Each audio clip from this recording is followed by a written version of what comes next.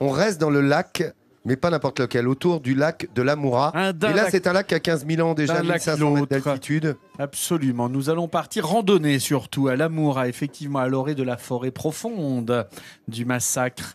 L'Amoura qui est le point de départ de la transjurassienne, épreuve de 75 km qui aura lieu dimanche.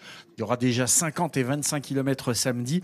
Et tout ça va relier la station de Mout, ce qui permet aux participants de dire avec fierté qu'ils ont fait l'Amoura Mout.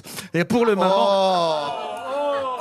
Toujours poète. Pour le moment, nous allons découvrir le plus haut lac du Jura à l'Amoura. Il se couvre là aussi de glace en hiver et il y a des paysages là-bas admirables.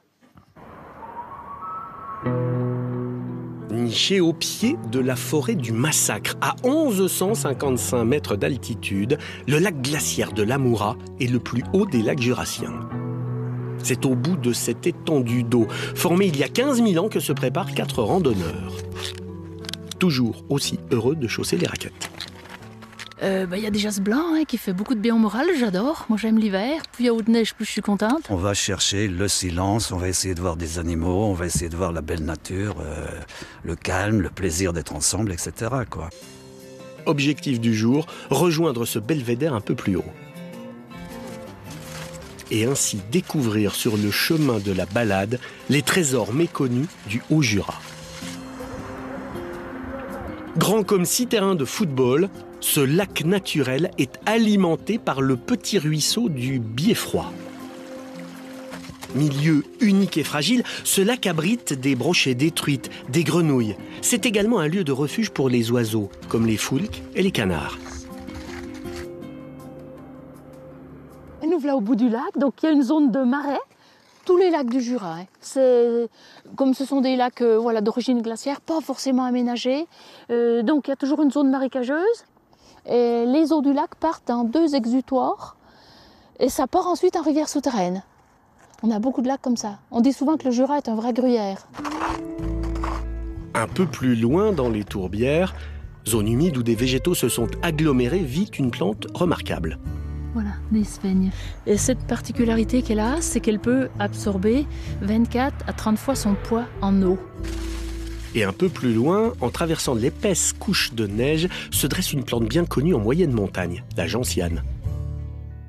J'ai toujours entendu dire dans le Jura qu'en fonction de la hauteur de la plante, on allait avoir la hauteur de la neige pour l'hiver.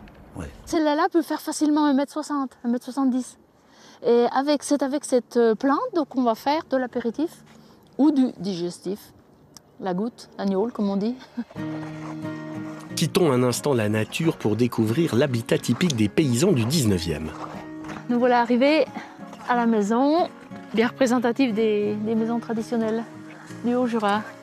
Et voilà une ferme traditionnelle à 2 niveaux dont le toit plat permettait de récupérer l'eau au printemps à la fonte des neiges. Une maison recouverte en partie par des tavaillons, ces planchettes d'épicéa qui protègent la façade des intempéries. Beaucoup de gens ont tendance à penser que parce qu'on est en montagne, on va avoir beaucoup de chalets. Il est grandement à la mode maintenant, mais la maison traditionnelle, c'est ce style-là.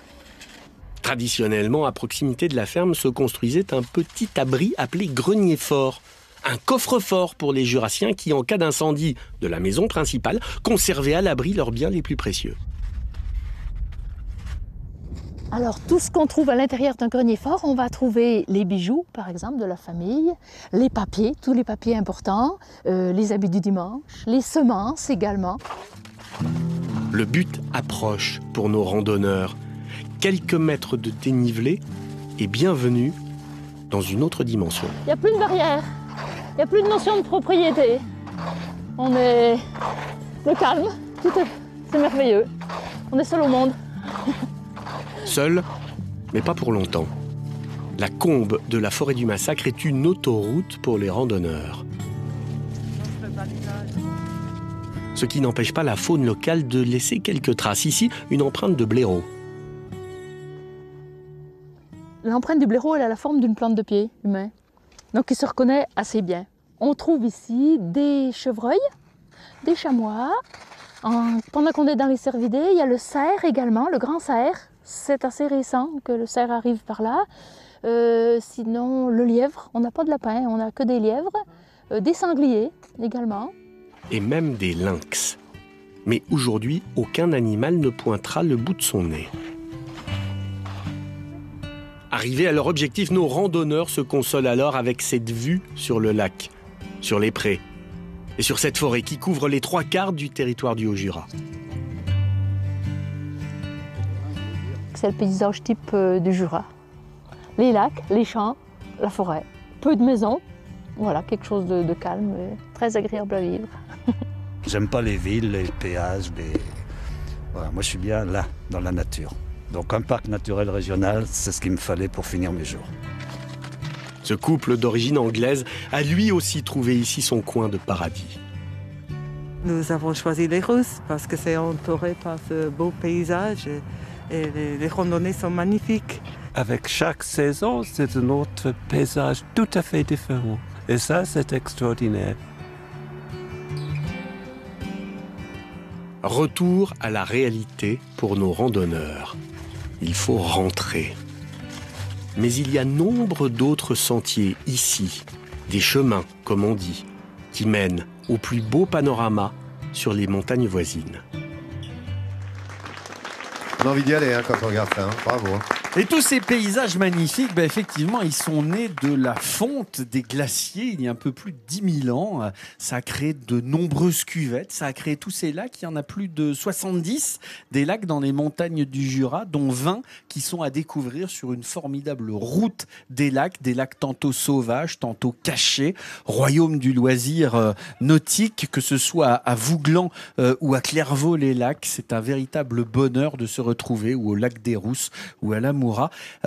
Les lacs du Jura comblent tous ceux qui aiment juste simplement se poser à côté, contempler et admirer.